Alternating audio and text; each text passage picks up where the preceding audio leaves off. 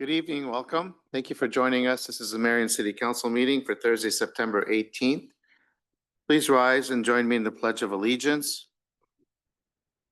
I pledge allegiance to the flag of the United States of America and to the republic for which it stands, one nation, under God, indivisible, with liberty and justice for all. Thank you. Please be seated. Roll call, please. Mr. Jensen, Here. Mr. Harper, Here. Mr. Miskman, Here. Mayor Abuasley, Present. Ms. Menser, here, Mr. Brandt, Here. Mr. Sternad. Here. Thank you. At this time, we have a moment of silence.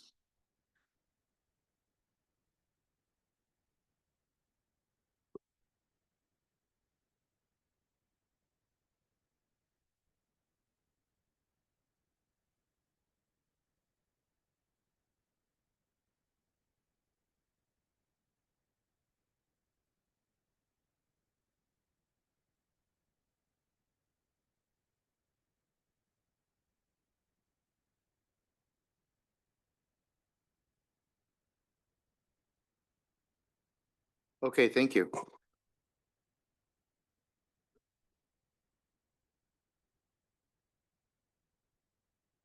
Okay, our first item is a proclamation for Suicide Prevention Awareness Month. I've asked the Mayor Pro Tem to read the proclamation, and I think we have Jenna with Foundation 2 here to accept it. So please come forward.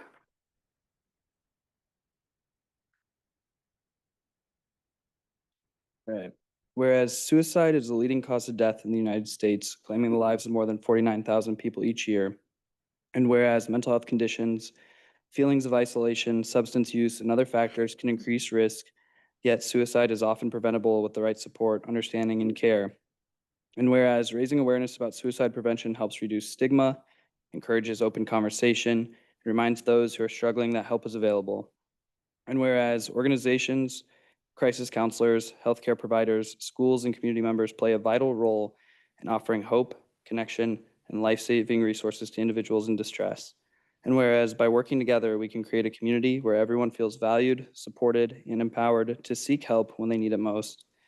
Now, therefore, I, Gage Miskimmin, on behalf of Nicholas Abuasley, Mayor of the City of Marion, Iowa, do hereby proclaim the month of September 2025 as Suicide Prevention Awareness Month in the City of Marion, Iowa, and encourage all residents and agencies to take part in activities that promote awareness, education, and hope. Did you want to say anything? Yeah. My name is Jenna Schonifer. I'm the marketing manager at Foundation 2. I am also a Marion resident. Just want to say thank you for your support of Suicide Prevention Awareness Month and mental health resources. We recently had a night for people who've lost a loved one to suicide to all come together and do a light the night. And we doubled our numbers of people that were honored, people in our community that have died by suicide in the last year. So that is absolutely something that is still being addressed, and everyone has the opportunity to make a difference. And we are very encouraged to be supported by the Marion community. So thank you. Thank you, Jenna. Yes. Yes.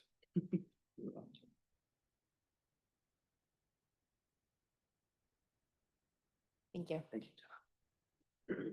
We have a second proclamation. We've been asked to present for National Hispanic Heritage Month. Whereas National Hispanic Heritage Month is an official national celebration of Hispanic and Latino heritage in America.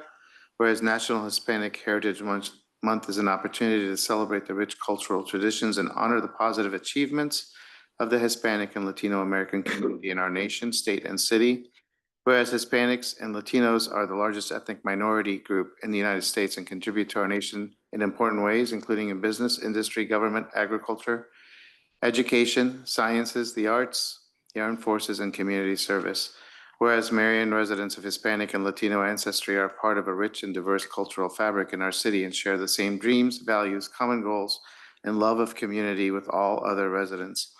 And whereas the Marion residents of Hispanic and Latino ancestry are contributing to shaping a bright future and for our city and helping to make it the best place to live, raise a family, and grow a business.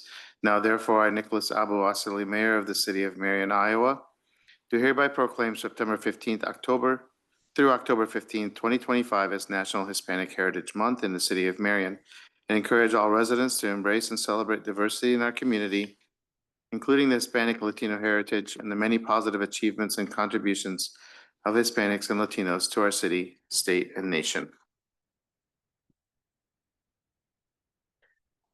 Okay. Next item is our first public forum, which is a time that is set aside for comments on any topic that is listed on the agenda but not part of a public hearing. If anyone's here to address council on an item that is associated with a public hearing, there will be time during the public hearing to address the council. If anyone's here to address anything that is not on the agenda, there will be another public forum at the end of the meeting for that purpose. For both public forums, I would like to review the rules of procedure. If you haven't completed the yellow card, they're placed at the end of the table. Please complete the card before speaking and hand it to the city clerk. Please do not approach the dais where the council sits. If you have handouts or anything to give to the council members, please hand them to the city clerk for distribution to the council. Please step up to the podium and speak into the microphone as the meetings are recorded. You're encouraged to state your name and any group affiliation. All persons wishing to speak will be provided with a maximum of 5 minutes to make their comments. Please do not engage in conduct or speech that is imminently threatening to any person, which disparages any individual, or which incites violence, or which is obscene. Please avoid repeating comments or points made by previous speakers. And please do not engage in conduct that disrupts the orderly progress of the meeting or engage in any speech or conduct which interferes with others' abilities to participate in the meeting. Failure to adhere to these guidelines or engage in disruptive speech or behavior will, after a warning, result in removal from the meeting. Thank you for your cooperation with these guidelines. We'll take the first comments. If anyone's here to address council on any topic that is on the agenda but not part of a public hearing, please come forward.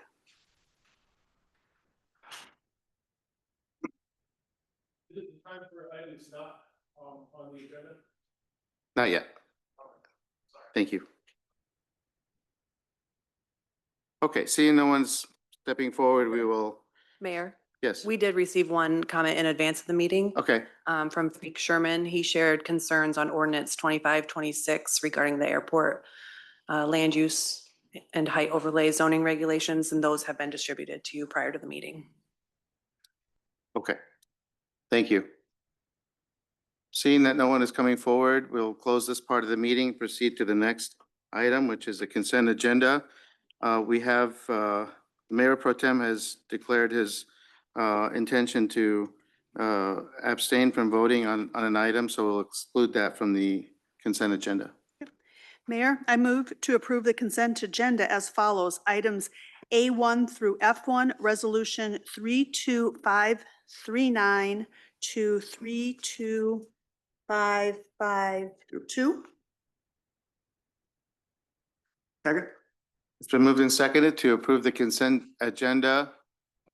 Items A1 through F1, resolutions 32539 through 32552.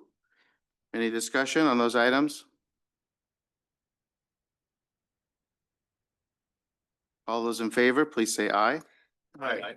All those opposed, say no. Motion is approved. Read this one. Mayor, I move to approve resolution number 32553, approving a bookmobile hold harmless with Marion 4 Oaks. Second. Been moved and seconded to approve resolution number 32553, approving the bookmobile hold harmless agreement with Marion 4 Oaks. Any discussion?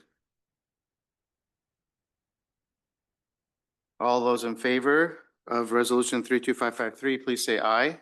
Aye. All those opposed, please say no. All those abstaining? Aye. Motion is approved with one abstention.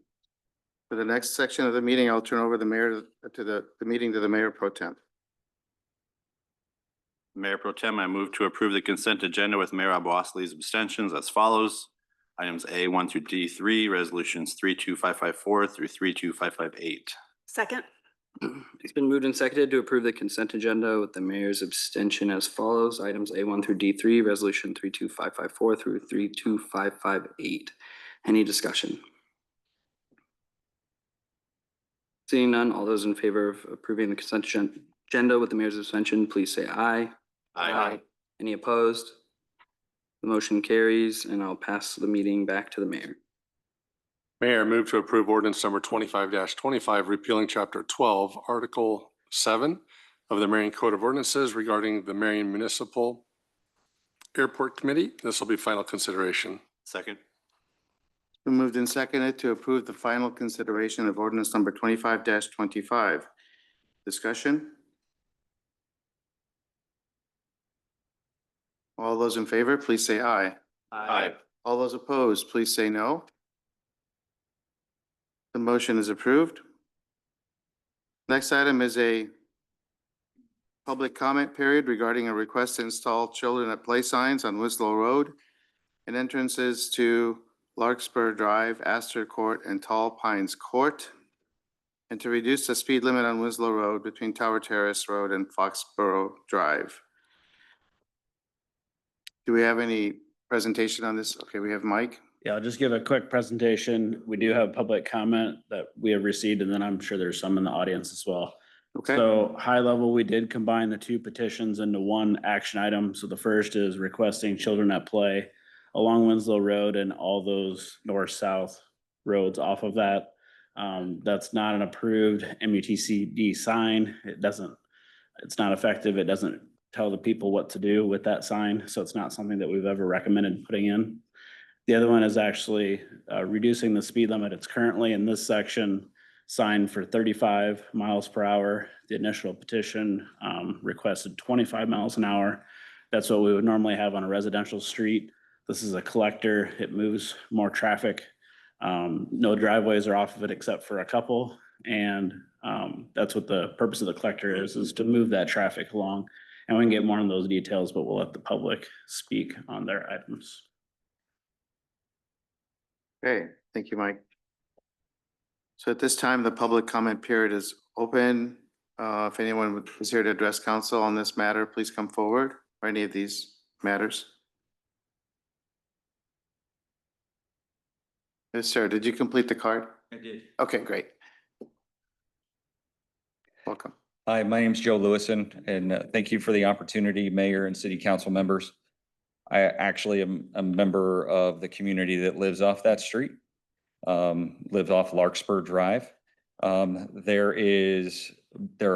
Since I moved here 4 years ago, there has been an entrance to Excelsior put in, which creates this as a school zone. There are cars that exceed that speed consistently while there are bus stops, and there are children at play along those streets. While I understand that a study shows that those are ineffective, it also at 35 miles an hour versus 25 miles an hour, there's a 3 times likelihood of fatality if there's a child that is hit by a car. And that is because of a 53-foot stopping distance that is now increased because of that 10 miles an hour. And so that I would ask that you take into consideration when reducing the speed limit in this area. Thank you. Thank you. Anyone else to address council?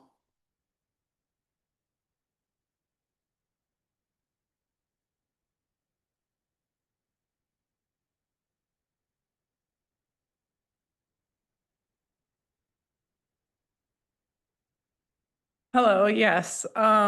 This has Hey, been, your name and address. oh, sorry, Olivia Rager, Astor Court. So my cul-de-sac empties into Winslow Road along the straightaway. Around the first curve from Excelsior, if you look at the map. So yes, I have also lived there for about 4 years. And it's a problem. So the data represented says that the curves were designed for 35, what is it? I think you said 40 miles per hour. No, they're designed for 35 miles per hour, but you design a curve 5 miles per hour faster than the curve. So this was sent out to the people who had petitioned. So we had taken the time to discuss this amongst ourselves. We had signed something. We said, yes, this needs to be addressed. There was no question in anyone's mind who signed that petition, any neighbor. There's no question. Nobody is for this staying this way. And perhaps it is only because Tower Terrace has not been completed. But right, as Joe said, there is now a school zone. There is no crosswalk near that school.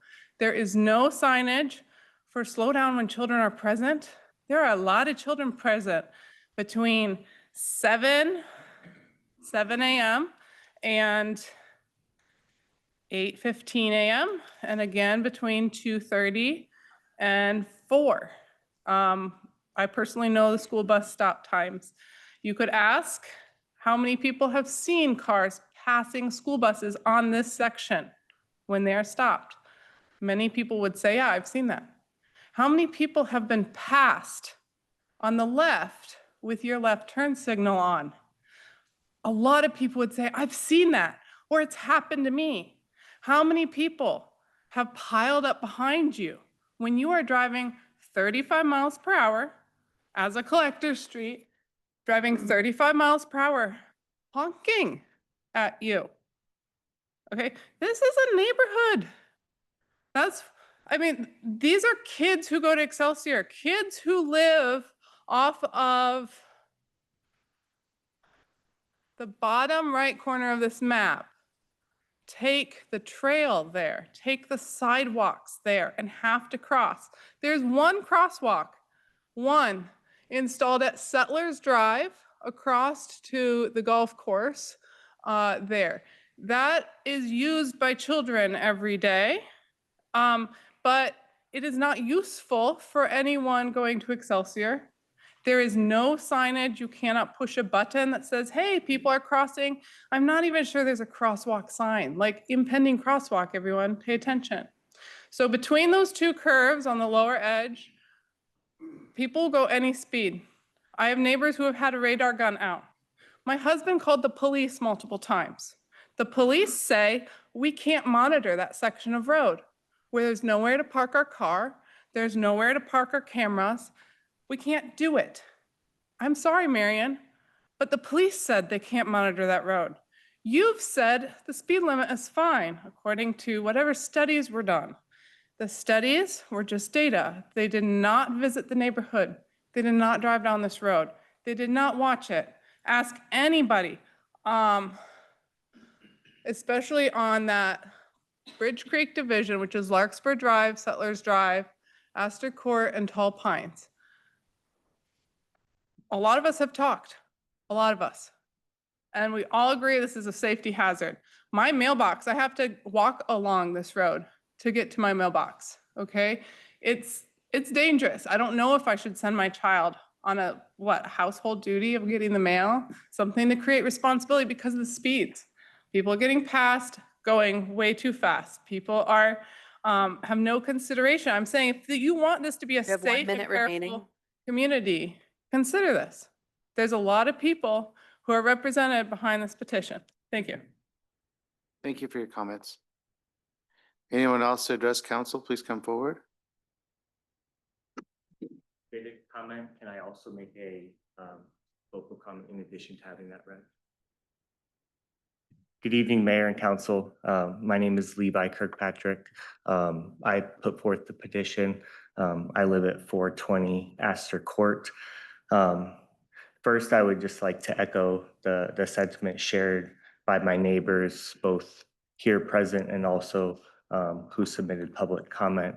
I also ask that you would please consider the additional context that isn't captured in the study. So the study relies heavily upon privileging current driver behavior in the area, not as much attention given to the neighborhood characteristics that were mentioned, such as the driveways onto Winslow, as well as the school entrance, bus stops, and high traffic area for pedestrians.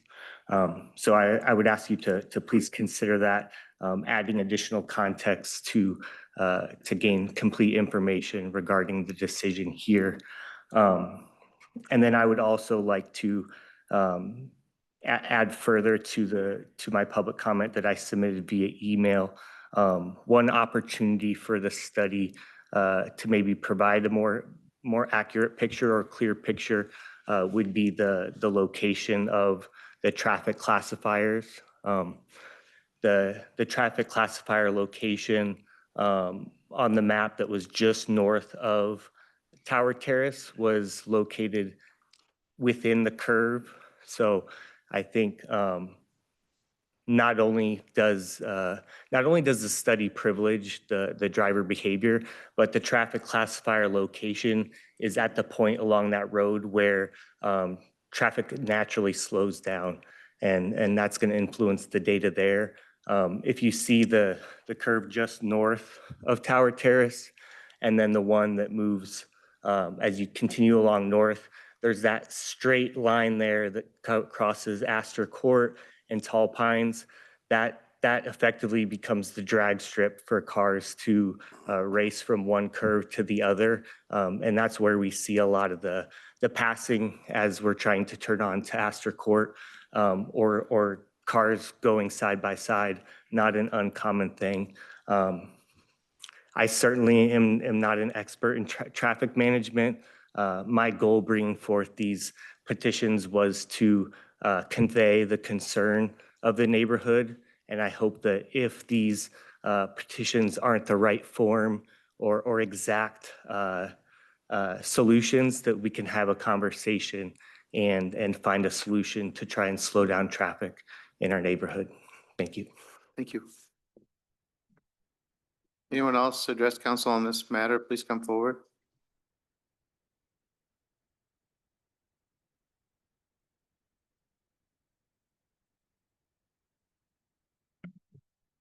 Okay, we'll ask staff to receive comments outside the meeting. Yes, we received several emails prior to the meeting, all which have been shared with council. Levi Kirkpatrick wrote in opposition to tax recommendation.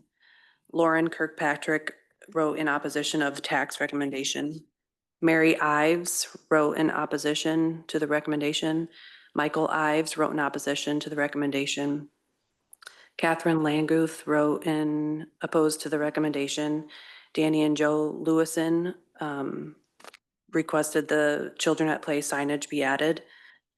Michael Link wrote in opposition. Olivia Rager wrote in opposition. And those are all that I received. Okay. Mike, did you receive any comments outside the meeting besides those? Okay. Then we'll close the public comment period and then proceed to the motion.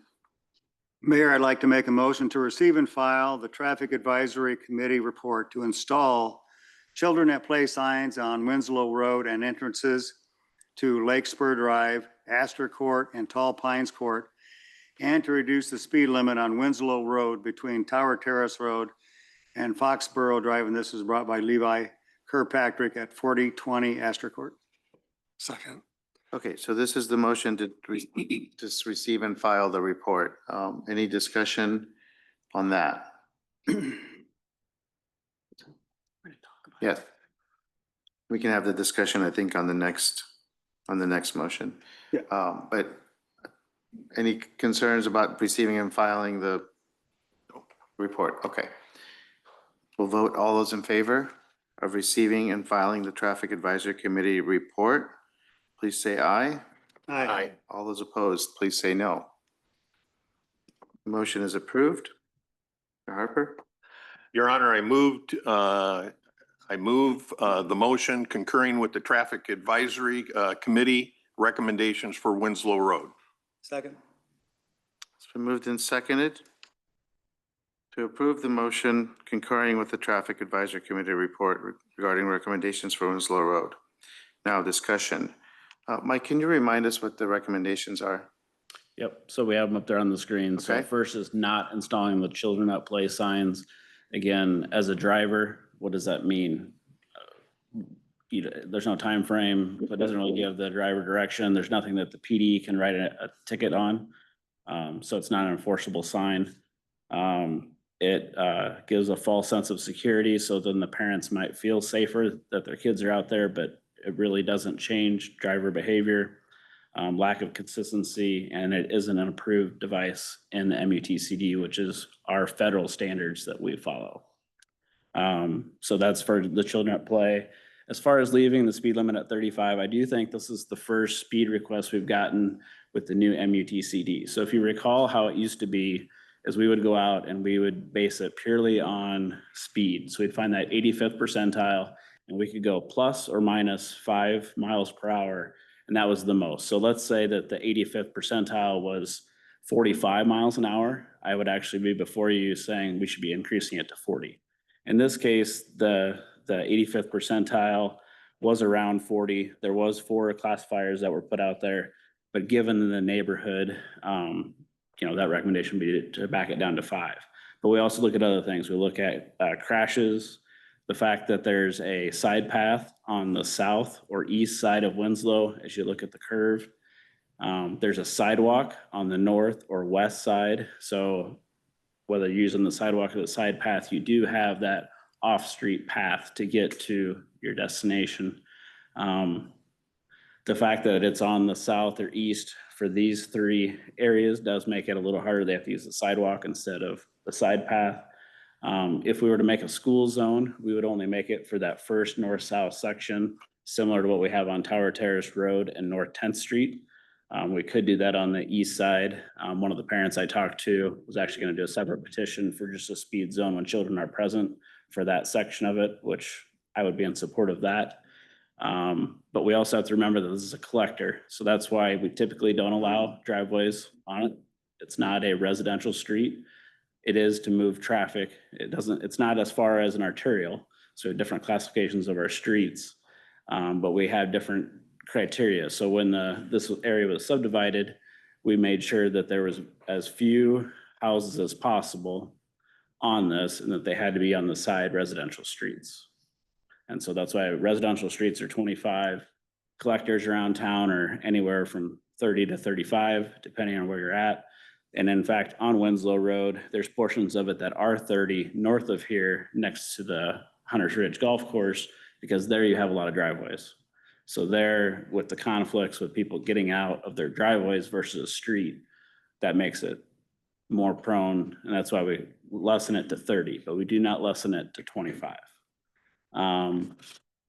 As far as deployment of the ATE, there is only the 26 locations that the Iowa Department of Transportation allows. That doesn't mean that we can't go out here and park squad cars. And I don't want to speak for Chad, but I don't know any reason why you wouldn't be able to enforce the speed limit out here.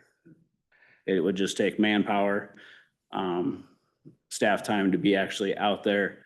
We can deploy the speed feedback trailer as well. But our recommendation is to leave it at 35 miles per hour. But I'll take any questions that council has. Okay, discussion or questions for Mike or any staff? Go ahead. Thank you. This seems like deja vu all over again. We've discussed this kind of concern for other locations within the city. I'm certainly sensitive to the data and design, or the design requirements and the data output for the studies that have been done. First, a question about the standards. Mike, I think this is best yours. Are these standards ones that we can tailor, do a local tailoring of application for a specific environment? Are they general guidance or are they firm guidance? As far as the children at play or the speed? Well, certainly speed. But designation of the roadways intent and all of that. I'm interested to what degree, based on any standard, do we have the ability to tailor their implementation?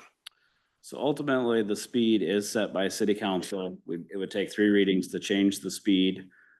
We generally set it up based on the design criteria. So Tower Terrace to the south of it is 35 mile an hour. It's 25 mile an hour when children are present. You have to think about also if you make every street in Marion 25, Chad's team's gonna have a lot of work to do. Well, that's kind of a segue into my next bit of thinking on this. One of the things that I know, and so we've all heard of the Vaughn Drive Speedway. And I know that there seems to be a high degree of student traffic that moves down down that street at a relatively high velocity. I think that is also the case along Winslow and also certainly on segments of Tower Terrace every time school lets out or as kids are going to school. So we have this, I would just say, undercurrent and pervasive problem of people driving at elevated speed, no matter what the posting says. But I would say though, I mean, the fact that the 85th percentile, it's 39.3, 40.99, 39.23, 41.16, when the posted speed is 35. So that is, 85% of the vehicles are going 5 miles an hour over or less. It's not 10 or 15. Right. So. But there's exceptions to that measurement too, that are less, I guess, significant in the overall measurement. So that kind of connects me to another consideration that I'm having. I think we had talked because of other traffic and speed control considerations we've had over the last couple of years, that usually the threshold at which we apply an enforcement action is speed limit plus 11 miles per hour. And I think in those conversations, I have observed that that seems maybe logical in a highway environment, but not so much for a residential environment, just because of the proximity, the close-in proximities of residents and other adjacent obstructions and concerns relative or next to the roadway. So I guess it really comes down to what options for enhanced patrol and enforcement do we have, and very aggressive enforcement relative to a 35-mile-an-hour speed limit.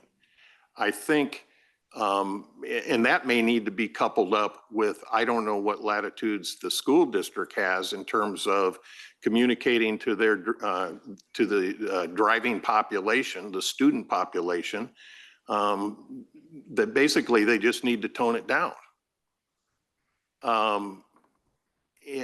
So I guess short of additional signage, which I understand, children at play doesn't give us an enforceable posture. There's nothing we can do about it.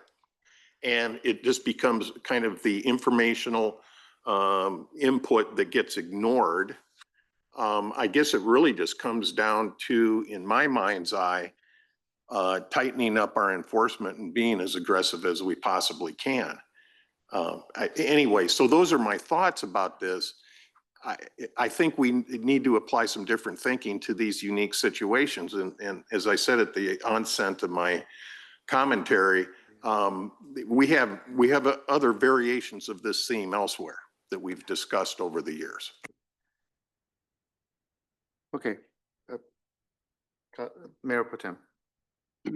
Yeah, I think just focusing on those top two recommendations with the idea that street signs have to have an enforcement quality or direction for drivers. I mean, to me, like a children at play sign isn't any different than a deer crossing sign. And I understand that we don't always necessarily have those within the city limits, but it's kind of the same thing to me. But regardless, my focus would be more on the speed limit. I think folks in their neighborhood know their neighborhood the best. And if folks were coming in here and saying, can we raise the speed limit to 55? I'd be like, whoa, okay, let's hold on. But if they're asking for a 5 mile per hour decrease, I really don't see an issue with that. If that makes the neighborhood happy, if it makes them feel safer, makes them feel just like people can be more accountable to that, then I really don't have an issue with that piece of it. So yeah, that's where I'm at with that. I mean, yes, also deploy the speed feedback trailer and have some more folks over there looking at speed, but I really don't have an issue with decreasing the speed limit on a road. But just to clarify, the petition was to lower it to 25, so it'd be 10 miles an hour lower. Oh, okay. I thought some of the letters So said the 30. letters said 30, but the Okay. petition was E- 25. Yeah, either way, 25, 30 Would- doesn't bother me. Okay, so we'll go with Councilmember Menser and then Jensen and then Brandt. Okay. Yeah, just, I appreciate the comments from the neighborhood and I'm sensitive to this. As we know, I concur with Gage. I'd like to minimum see that drop to 30. I mean, lower is fine, but I do have a question. So when Tower Terrace goes through, the Winslow stays the same, right? Because of the wetland area. So once Tower Terrace is complete, this is still the entrance point off of Tower Terrace to head north to the Hundreds Ridge neighborhood, if I remember correctly? Yeah, so this intersection is the intersection of Tower Terrace and Winslow. That will stay there. This we renamed, this used to be Winslow Road, we changed it to Wallace Road.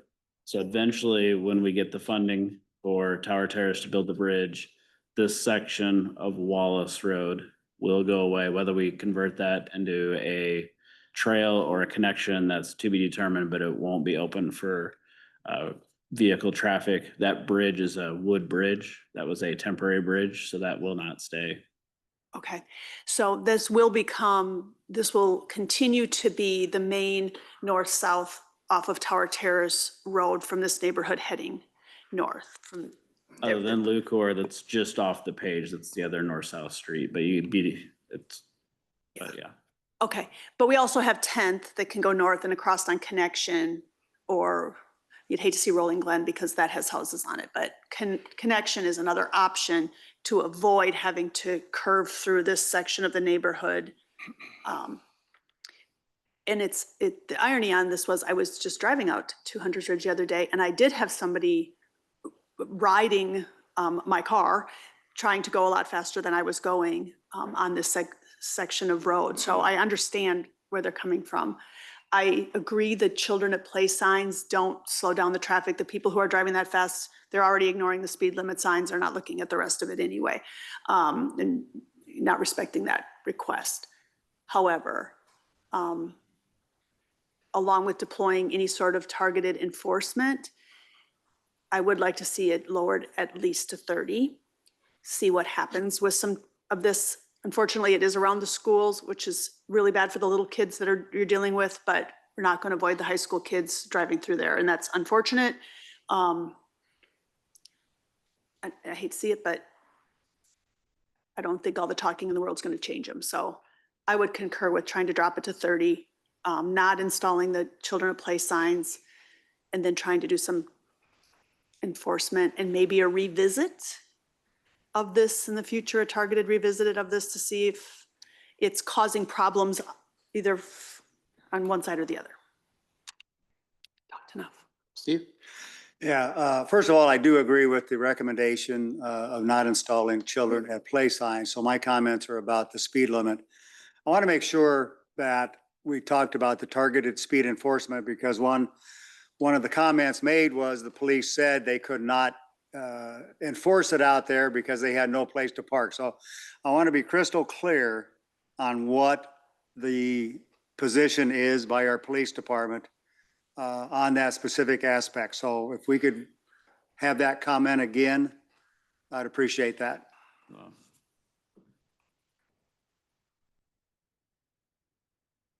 Just clarifying, are you just asking what we are able to do and not do up there? Is that what you're asking? Yeah, well, the lady here made the comment that the police told her they could not enforce it out there because if I recall, she said they did not have any place to park their car and stay out there. So I want to at least get the comment.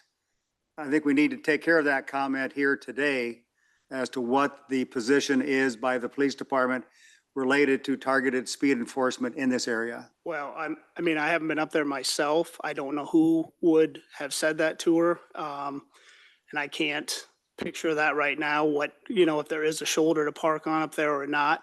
I mean, otherwise it'd just be a driving back and forth type of thing and staying in that area and get speeders that way. That would be the targeted enforcement then. Okay, so going forward, if we want to have an increased targeted speed enforcement, we can do that. Oh, absolutely. Okay. Yeah. So I want to make sure that the manner and how we do that needs to be maybe clarified. Maybe have some visibility out there on how you can do that and figure out to do that. So my comment is looking at this map is, to me, anytime you have curves, it seems to me it's logical to try to slow the traffic down a little bit more. And I've driven that, numerous times. So I would echo the comment as Gage and Sarah, that if I look at that curve, and especially with the number of houses in that north section of that curve, slowing that down to 30 miles an hour to me also makes sense. That combined with the fact that you already have it slowed down to 30 miles an hour as you get closer to the entrance for Hunter's Ridge Golf Course. So if I were to look at it, my consideration that I would support is 30 mile an hour from the section from Tower Terrace up to where it's currently 30 miles an hour. Anything beyond that, I think, needs to be reviewed in the future. So since they already got to slow down to 30 mile an hour up on the north side of that, I don't see that as a major change in taking it from 35 to 30 mile an hour in that stretch. I think 25, I think we'd have a lot of challenges with that. I could certainly support 30 mile an hour during that stretch. Will? You had mentioned school zone along the backside of Excelsior. There is now, or there is going to be school zone? There is not. One of the parents that I talked to requested an autism sign to be placed. And when I talked to her, we did talk about that there is a possibility that we could add a school zone on the east side of the new admin building. I would only recommend it basically from Tower Terrace to the curve. You would not extend it that entire duration, but you could do it there where it's next to it or adjacent to the school. And then what is our current school zone policy? Is it It's 9, 8 to 25 mile an 9, or hour. what, is it like set times, or is it when children present? Children are present. Okay. And then that would probably be good with on the backside there of Excelsior to have a school zone.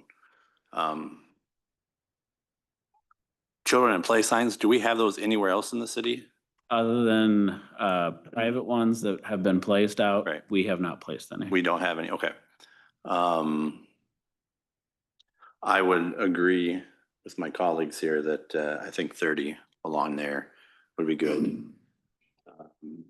I was thinking the same thing as what Steve said too, going all the way to where it's already 30, because it's 35 in front of the houses that are on Winslow, just north of where we're talking, correct?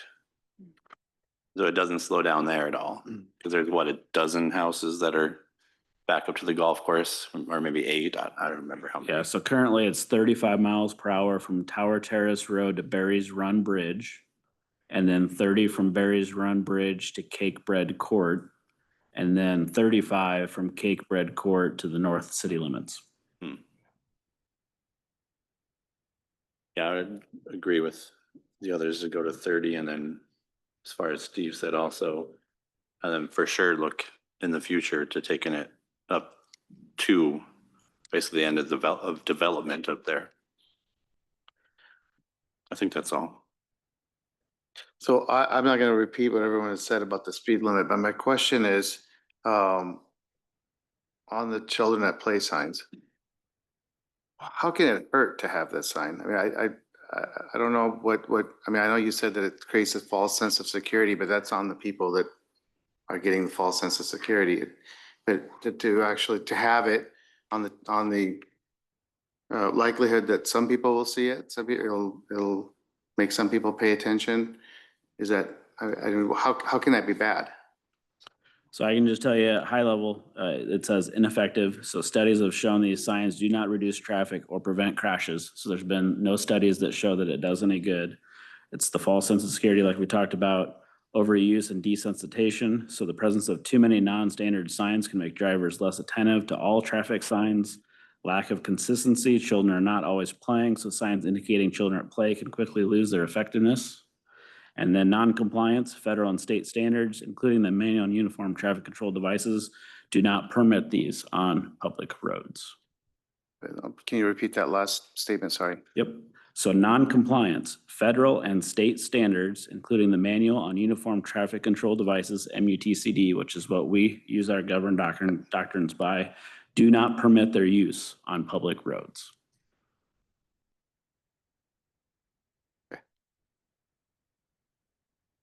Okay. Any further discussion? Can I Yes, clarify go ahead. something? The petition asked for the children at play signs on Winslow and not on On Winslow and at each entrance to those north-south streets. so on the north-south streets and on Winslow. Yep. But those are all public streets. Right, right.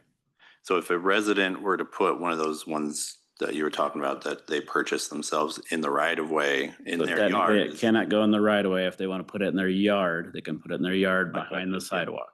Okay, thank you. Okay, anything else? Your Honor, just to, I guess, summarize my comments, I agree with reduction of speed limit. And I think that then suggests that the motion on the table would not be accepted. Right. Or it could be amended or tabled to do more work on it, or, yes. Yep. City Attorney?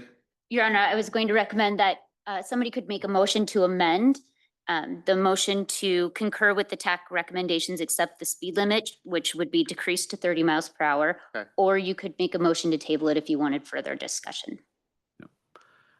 And then by ordinance, it would take 3 readings. So if that's the direction council goes at the next council meeting, we would just have the first reading. And then if you wanted to waive readings to get it done faster, we can certainly do that. But it does take 3 readings to change a speed limit. Okay, and the school sign is not part of the recommendation, right? No, That's but separate. That's something separate you're considering, or? That could be, if Yeah. that was mentioned by Councilman Brandt, if that's a part of the motion that if there's a consensus amongst council and you want to incorporate that into the motion, Then we can do both at the same time. yes. Okay. Go ahead, Will. Can we, if it were to be voted down without an amendment, could we direct staff to come back at the next meeting with I don't know if we necessarily need a table, we could vote this. Technically, you can vote it down and just come back later, direct staff to come back. It's one or the other. I think there's enough consensus on the 30 that you could probably amend it and vote on it tonight, but Yeah, I'm, whatever motion somebody wants to make, I think let it change. our direction is clear based on the conversation. It just needs to be formalized in a vote.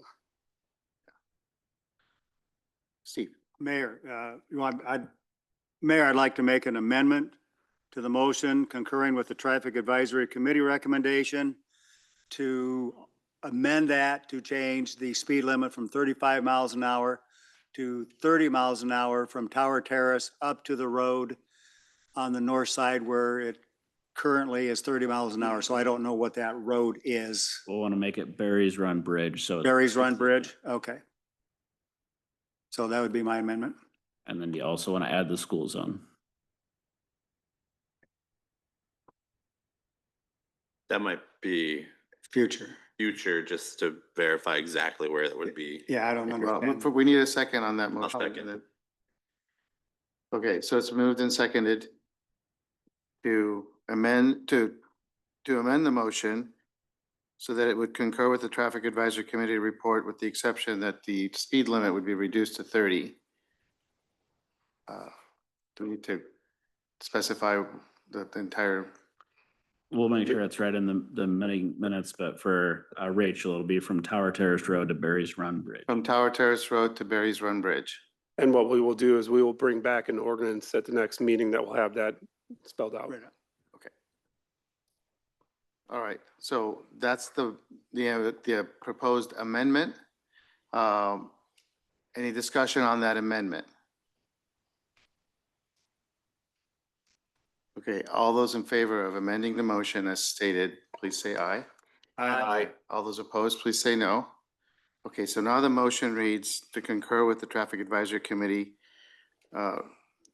recommendations, with the exception that the traffic, that the speed limit would be reduced to 30 from Winslow Road to, what's the bridge? Berry's Run. Mary's Run Bridge. Okay, now, any further amendments? Okay, so then, any further discussion on the amended motion? All right, then we'll vote. All those in favor of the motion to concur with the Traffic Advisory Committee recommendations for Winslow Road with the exception of the reduction of the speed limit to 30 miles an hour from Winslow Road to Berry's Run Bridge. On Winslow Road from Tower Terrace to Berry's Run Bridge. Yes. All those in favor of that motion, please say aye. Aye. All those opposed, please say no. Okay, so the motion is approved. For the remainder of the meeting, I'll turn over the meeting to the Mayor Pro Tem. Yes, Mayor Pro Tem, I move to approve ordinance number 25-26, amending chapter 340-5.11, Marion Municipal Airport Land Use and Height Overlay Zoning Regulations, City of Marion, second consideration. Second. It's been moved and seconded to approve ordinance number 25-26, amending chapter 340-5.11. Any questions or discussion?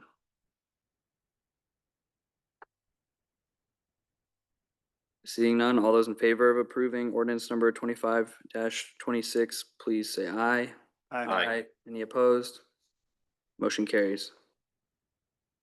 Mayor Pro Tem, I move to approve ordinance number 25-27, approving the request to rezone property from BR Regional Business, M2 General Manufacturing, and PI Public Institutional to PUD Planned Unit Development located south of Marion Airport Road and east of Enterprise Drive, Marion, Iowa, 530 Investments LLC, Luxair Aviation LLC, Aircom Caves COA, JJL Aviation LLC, Abode Construction Inc., and Genesis Equities LLC. It's a second consideration.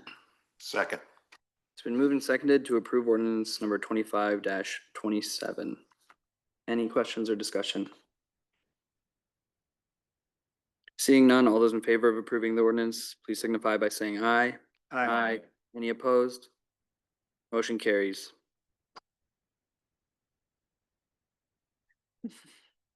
Mayor Pro Tem, I move to suspend the rules and proceed to the final consideration of ordinance number 25-27. Second. It's been moved and seconded to suspend the rules and proceed to the final consideration of ordinance number 25-27. Any questions or discussion on that? Yes, Your Honor. Yeah, Grant, go ahead. Yeah, just what's the basis to suspend rules and proceed to final? Why are we doing that? The applicant, Councilmember Harper, asked that since there was no public comment during the public hearings at both the Planning and Zoning Commission meeting and the City Council meeting, that they would like to have that third reading waived. Okay, thank you. Anyone else? Not a big deal. All those in favor of the motion to suspend the rules, proceed to the final consideration, please signify by saying aye. Aye. Any opposed? Aye. Motion carries. Oh, I abstain. Right. Mayor Pro Tem, I move to approve ordinance number 25-27, approving the request to rezone property from BR Regional Business, M2 General Manufacturing, and PI Public Institutional to PUD land unit development located south of Marion Airport Road and east of Enterprise Drive, Marion, Iowa. This will be 530 Investments LLC, Lux Air Aviation LLC, Aircom Caves COA, JJL Aviation LLC, Abode Construction Incorporate, and Genesis Equities LLC for final consideration. Second. It's been moved and seconded to approve ordinance number 25-27, approving the request to rezone the property. Any questions or discussion? Seeing none, all those in favor signify by saying aye. Aye. Any opposed? Any abstentions? Aye. Motion carries with the mayor's abstention. For the public forum, I'll pass the meeting back to the mayor. And I would just note for the record that I didn't participate in the discussion or votes for E1 through E4. Okay, this time we have our second public forum, which is the time set aside for comments from members of the public on any topic. If anyone's here to address council, please come forward.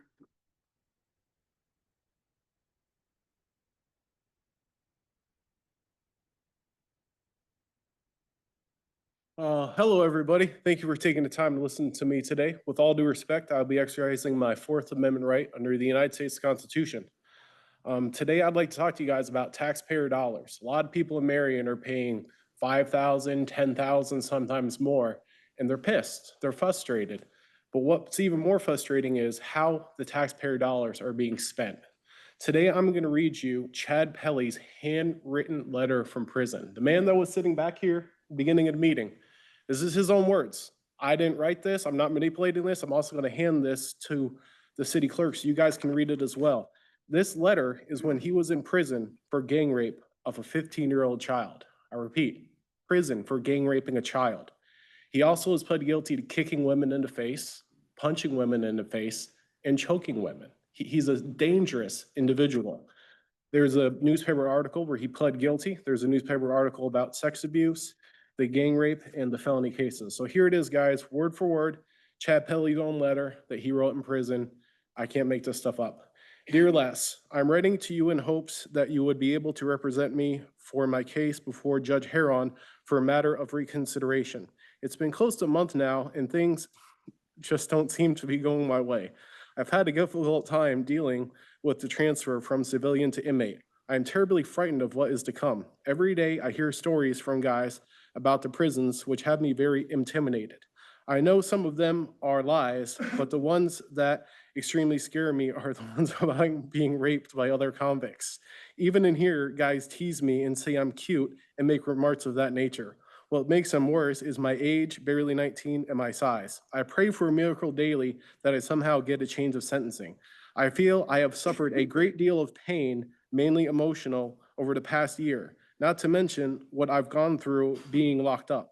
It is such a threatening experience that I would not wish this upon anybody. I've spent many nights lying in my bed sorting out my thoughts over this matter. I'm not angry with anyone. I honestly feel great remorse and sympathy for everybody involved, the victims, as well as my friends and family. The pain this has caused everybody is uncalled for, and I wish it could all end.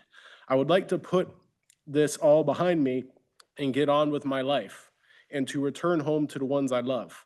I sometimes sit and cry for hours at a time, not only because I'm in here, but for several reasons. The main reason is because I have to see how this hurts everyone and to know I contributed towards their pain. All because I've let myself down and I feel my family as well. When I think about what I have the intelligence to become, that also hurts. I feel a lot of my dreams are shattered because of this. I also feel extremely ashamed of myself. I know that one day I will still go to college. I just wish I were there now. I only wish I could possibly receive one more chance to prove myself to everybody. I also want to put the past 13 months behind me for good. I know in my mind that I will never again do anything to violate the law. I've seen enough life behind bars, and that thought alone is enough to make me set myself straight. Anything the judge can reconsider I am ready and willing to cooperate with 100%, 90-day stalk, probation, house arrest, counseling, etc. I will fully follow the court's orders. Thank you for your time and all you've done. I appreciate it very much. Sincerely, Chad Pelly. So I kind of had to laugh a little bit here because he's saying that, oh, I'm never going to break the law again, right? You know, but when he gets out of prison, kicking a woman in the face, You Who have does 1 minute that? remaining. punching a woman in the face, choking a woman, and you're probably saying, yeah, Chad did this stuff 20 years ago or 30 or whatever. 20 years after he got out of prison, he blew a .2 at noon during a ragbride parade. His behavior was so horrible that people were swerving off the road to avoid a collision with him. There was a concerned assistant that followed him around until the police caught up, and he blew a .2 at noon during a ragbride parade. So this guy was dangerous in 93, still dangerous 20 years later. This guy even committed perjury this year, early this spring. He committed perjury in court. He's filing a bogus injunction against me. He thinks he can silence me. But no matter how much the Bradley and Riley law firm spends, it's never going to work. The judge, Lightfoot, doesn't agree with the garbage that has been going on here. He says, I have a right to film in the Marion Visioning Committee. I also have a right to attend it. And he also doesn't believe Chad's little sob story about feeling. Your time is up. There's a person that testified without a subpoena in the case to contradict him. Thank you for your time today. I have this paperwork so you guys can read it. Thank you. Anyone else address council?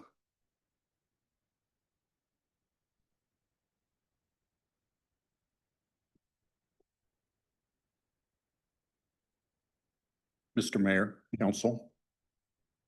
My name is Wade Markley, retired fire marshal from the city. Been retired a couple years now due to some injuries on the job. I'm here to talk to you guys about the recent information we received from the city as far as termination of health benefits for the retired police officers and firefighters that were injured on the job.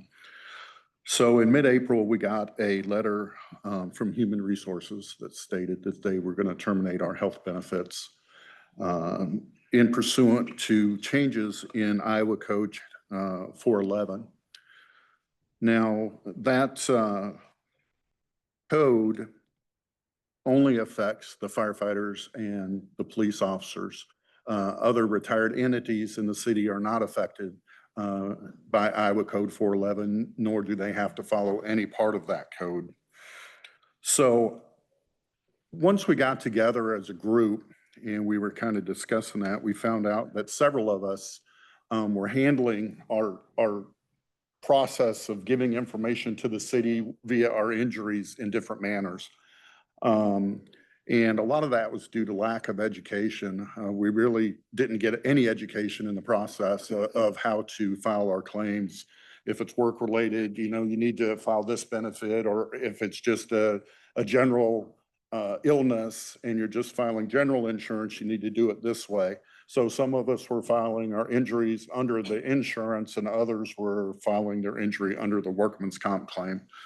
So there was some education that was needed there. Another important factor on this is that the letter that was sent to us was not sent certified. It was in the mail. We've kind of got together and had some meetings and found out that some of us received or opened the letter several weeks into the process of receiving it. So some of these letters were actually opened by some of the retirees in May when they were sent out in April. So where this becomes pertinent is when we had a meeting with HR, myself and Lance Miller, retired from the police department. We met with the HR director, Sue, and I believe Greg with payroll. And we had some questions. One of the questions was this driven financially as the city, were we costing the city too much money by having this insurance? We were told multiple times through multiple entities over the past several months that this was not the case. We also did some of our own research and discovered that we could not find anything in 411 that said the city has to quit paying our insurance. So we asked Sue at the time, HR, if that was the case. And in a handout that's going to be presented to you guys, if you don't have it already, is the letter I received talking about the 411 changes. There's also a copy of an email that we received from HR stating the changes and answers to our questions. So we did ask, you know, do you have to do this? And their reply was, no, this is not absolutely required by the state or by Code 411 that they have to not provide insurance for us. Now, do they have to provide insurance for us? No, but they have for many, many years. The other thing that we asked was some of the contracts, all our contracts are a little different, and You have 1 actually minute remaining. one of us does not have a contract, but some of the contracts actually talk about mediation. We asked if we could go to mediation. That was denied. We also asked or offered to pay part of our insurance to go and pay what a current employee, single employee would pay. And they did not want to do that. They did say we could pay the full premium of $800 a month with a $200 deductible. Well, that comes up to almost $966 a month. You know, I don't know anybody here that all of a sudden can come up with almost $10,000 a year out of the blue. That's pretty tough for anybody. Myself, I can go on my wife's insurance, but it's still going to cost me $816 a month. So the other thing that I wanted to bring up. Your time is up. Thank you. I think some of the others are going to talk and they'll hopefully cover what I couldn't get in. Thank you. Anyone else to address council, please come forward.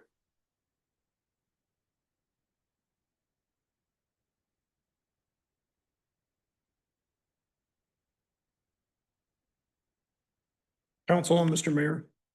Good evening. My name's Lance Miller. I worked for the Marion Police Department for about 24 years before being forced to retire in January of 2019. I want to thank you for this opportunity to speak to you tonight about the city's plan to terminate the insurance coverage that is currently provided to me.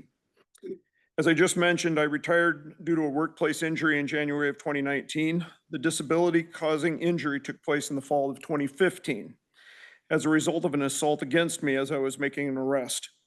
I continued to work despite my injury until October of 2018, and at that time I left on medical leave, ultimately applied for a disability retirement.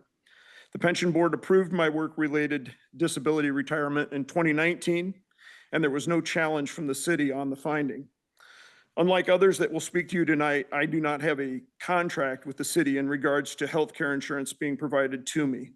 When I retired, I was told by city's HR manager at the time, Jen Kettleson, that employees that retired due to a work-related injury would receive single plan healthcare coverage provided by the city until they qualified for Medicare.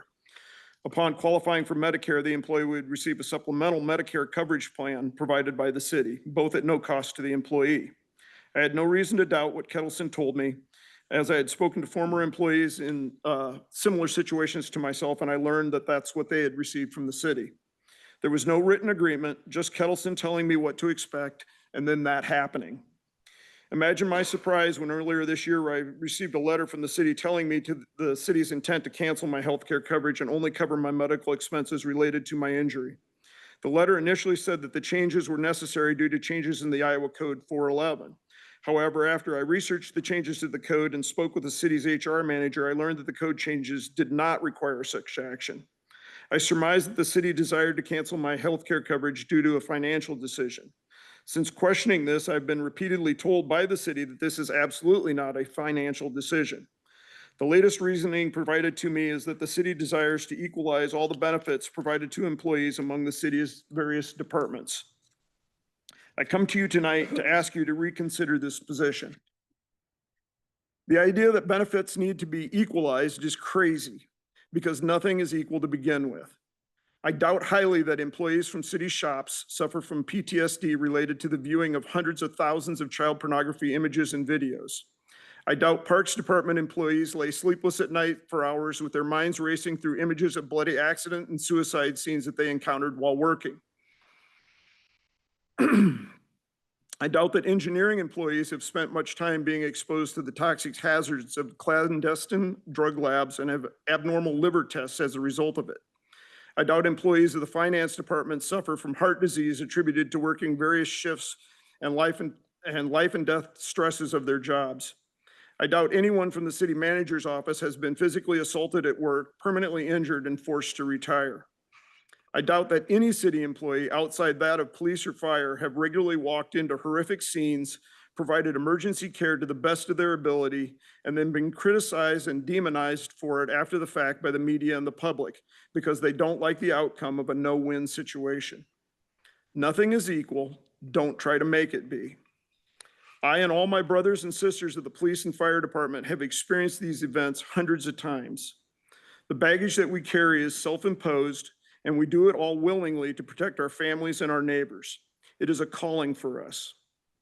All we ask in return is that our community supports us when we need help. Please don't eliminate the insurance coverage that helps us afford the treatments that we need for the physical and mental costs that we paid serving the city of Marion. I hope that my speaking to you tonight provides you some insight. You have 1 minute remaining. I have also provided you with a letter I have authored explaining in more detail specifics about my personal situation. It is not unlike what others speaking to you tonight have also experienced, but nonetheless important information for you to have. I would like to leave you with a few ideas to ponder.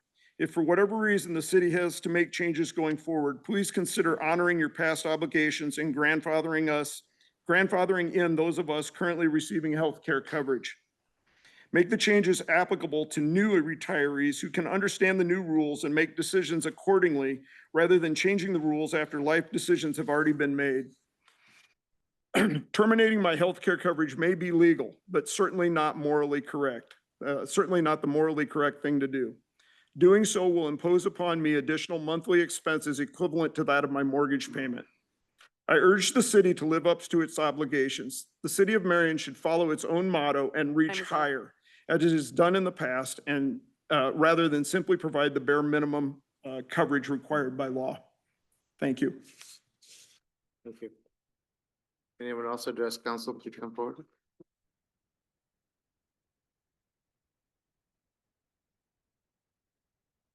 Mayor, City Council, thank you. Thank you. My name is Bill Peckman. I was hired by the Marion Police Department in 1993, but my law enforcement career began in Washington, Iowa in 1990, where I worked for about 2.5 years before coming here. While at Marion, I was a firearms and defensive tactics instructor for 18 years, on the tactical team for 14 years, a field training officer for 13 years. I have a litany of additional training certificates and commendations that I received from Marion, such as the life-saving award I received in 1997. In May of 2015, my 24-year law enforcement career ended when, after duty-related injuries, it was determined I was too disabled to continue as a police officer. During my medical retirement process, I worked closely with the human resources manager, Beth Little. Beth informed me both verbally and in writing, because my disability was a direct result of working for this city, that the city would continue to provide my health insurance until I reached the age of 65, which is when Medicare takes effect. And in Beth's own words, it's the least we could do. Obviously, I'm not in a position to tell the city of Marion what to do, nor am I a judge or an attorney. However, I am a well-educated man who knows the difference between right and wrong, the difference between keeping your word and breaking your word, the difference between the moral and ethical thing, just as Lance said, to do would be to grandfather the current small group of people and apply the future changes to the future officers. As was the case with the drinking age when it turned to 21, eventually all those in the interim are going to turn 65. Here's the important part. The short-term gain from this decision masks the long-term costs. This is going to damage the already diminished morale of the current police officers, and it will damage the city's credibility. The word given by the city will no longer hold currency. After 10 years of past precedents and the personal investment that I and the other retired officers, disabled officers have made for this city, not the least of which includes sacrificing our personal health, the city is choosing to break its word. And with what justification? Many officers at the street level will begin doing their own personal arithmetic, and many will choose to leave. Rather than staying with this department for the duration of the career, many will take the training and years of experience that they acquired here and take it somewhere else, just as I did when I was a young officer working for Washington. Officers routinely face the possibility of incurring permanent physical disabling injuries. How are future officers supposed to interpret this? They will no longer have the insurance, the city's health insurance, other than what's directly related to their injuries. Why is this relevant? It's been well established medically that physical disabilities, such as my back and my knee, will over time affect other systems within the area, and those other systems will begin to degenerate. Now, these other conditions will no longer be covered by the city. The people in the administration who made this decision are not affected by this decision. They don't have to worry about becoming physically disabled from a typical 8-hour workday.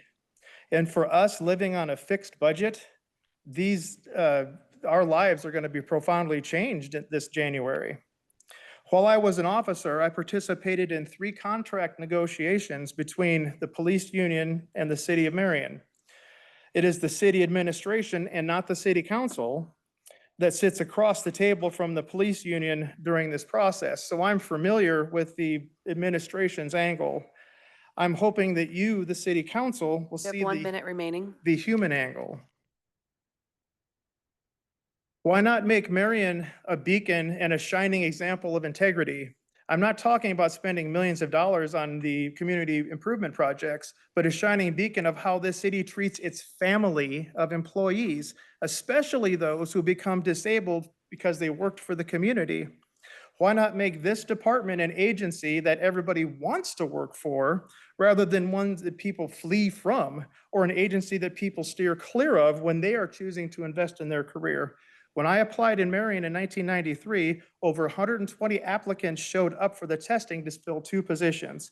This large number allowed the city to choose from a wide range of candidates. The 2 that were chosen both had previous law enforcement experience, and I have my degree in psychology from the University of Iowa. Over the last few years, how many applicants have been showing up for the testing? Your time is up. Thank you very, very much. Thank you. Anyone else address council? Please come forward.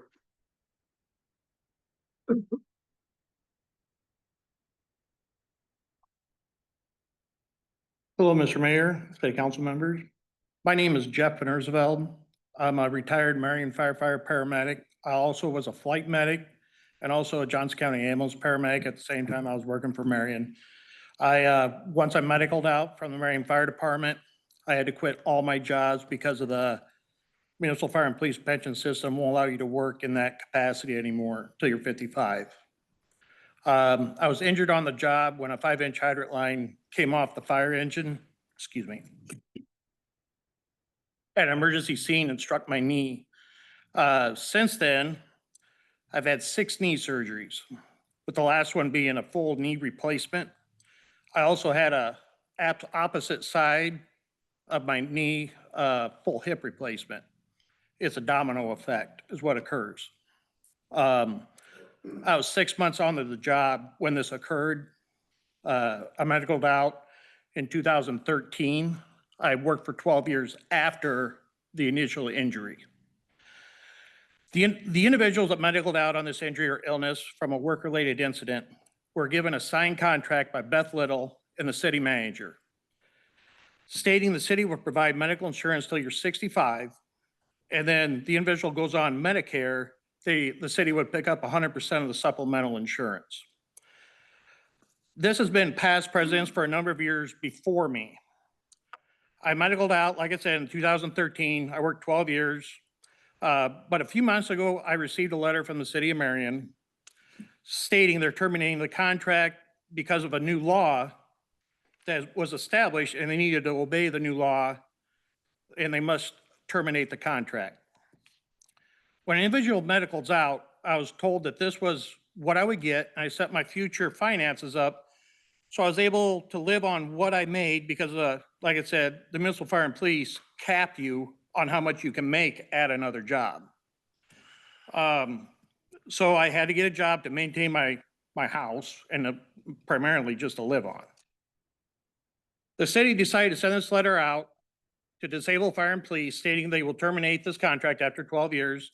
It kind of blindsided me. I wasn't ready for it. And now I needed to figure out what I'm going to do for a job since I'm capped on how much I can make. Because obviously insurance is very expensive anywhere you go.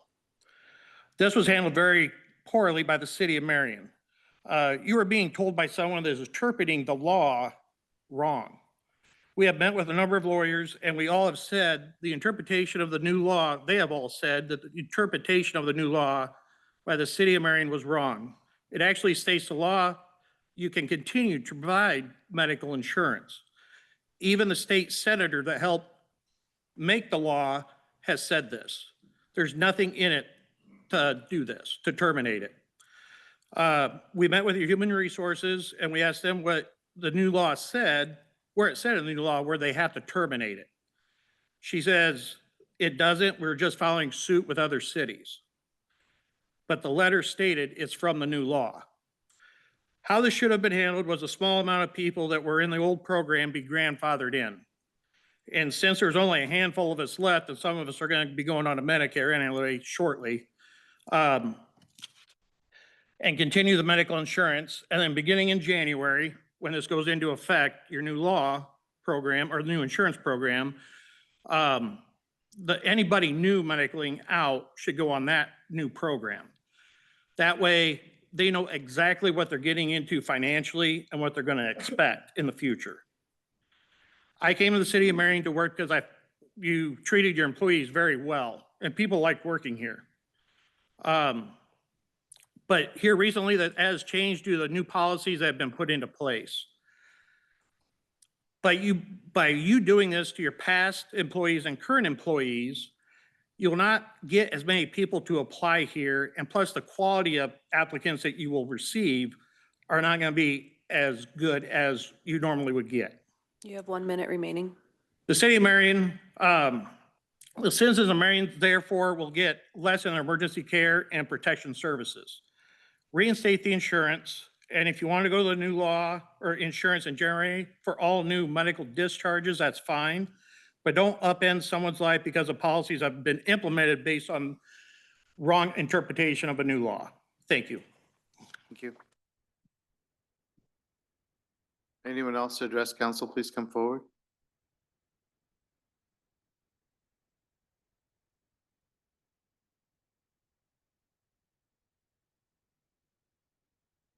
Anyone else to address council?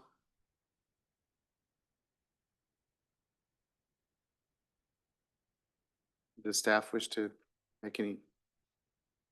Sure. Thank you, Your Honor. What the last several retirees and members that spoke during the public forum are speaking of is in July 1st, 2024, a law became effective that stipulated with the 411 chapter that those that have retired due to a medical disability shall not pay any sort of contribution towards their insurance. Historically, the city, to accommodate and address the medical retirees, did so by providing healthcare insurance via a contract. Other communities, as we were evaluating the law change, the way other communities handle that is it would have gone directly to the healthcare carrier for that workman's comp related issue. The way the city of Marion did it was just provided the general insurance. So the law change necessitated the review because as part of that, they were paying deductibles, which the law prevents. As part of the review, the contract had a 90-day stipulation for termination. So to comply with the law, provided the notification 8 months prior to the termination of the healthcare insurance. As part of it, provided information to the retirees that we need to comply with the law and provide that insurance for the duty disability which we provided, and provided notification that as retirees, you're still able to acquire the city's plan. But as per the city policy, those that are retired that stay on the city plan pay the full premium. So it was the law change that necessitated the review of the contract. We needed to become compliant with that law change, provided notice to the retirees and fulfilling the obligation to provide the insurance for the duty disability insurance. Okay.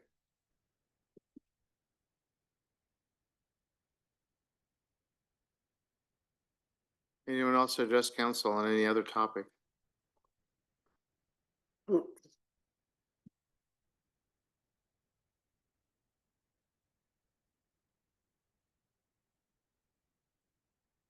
All right, we'll close the public forum, proceed to council comments. None for me, Your Honor. Good. I'm sure, Mayor, you're going to talk about this, but great job to the team on the Fall into Marion parade on Saturday. That was a lot of fun to see the packed streets. It always looks so simple, but we know that there's a lot that happens to make it look like it's such a simple thing. And an extra shout out to Mike for helping out one of our community members, the float, to celebrate the 100th anniversary and needing a driver and taking some time out of your personal time to drive that very important float entry. So thank you for that, and good job to the team for putting that on. Well. Okay, on the topic of Mike, congratulations on your award. Would you tell us what the award was again for the? Yeah, it was outstanding municipal engineer with the American Society of Civil Engineers, Iowa section. Congratulations. It's a wonderful accomplishment. I also want to commend everyone who had anything to do with the parade on Saturday. It's just a wonderful community event. We've had a couple ribbon cuttings the last 2 days, one for Club Pilates in Uptown, the other one today for Perry Labs. Those are two great additions to the Uptown area. That's all I have to comment on. We have a closed session. Mayor, I'd like to make a motion to adjourn the closed session regarding real estate transactions as permitted under section 21.51J of the Code of Iowa. Second. Moved and seconded to adjourn the closed session regarding real estate transactions as permitted under section 21.51J of the Code of Iowa. May we have the legal counsel statement, please? Thank you, Your Honor. I have reviewed the proposed subject matter for the closed session and find the same to be appropriate under Iowa Code section 21.51J. Okay, any discussion before we vote? Roll call, please. Mr. Jensen? Yes. Mr. Harper? Yes. Mr. Miskman? Yes. Mayor Abu Osley? Yes? Ms. Menzer? Yes. Mr. Brandt? Yes. Mr. Sterned? Yes. Thank you. Thank you for joining us. We adjourn to closed session.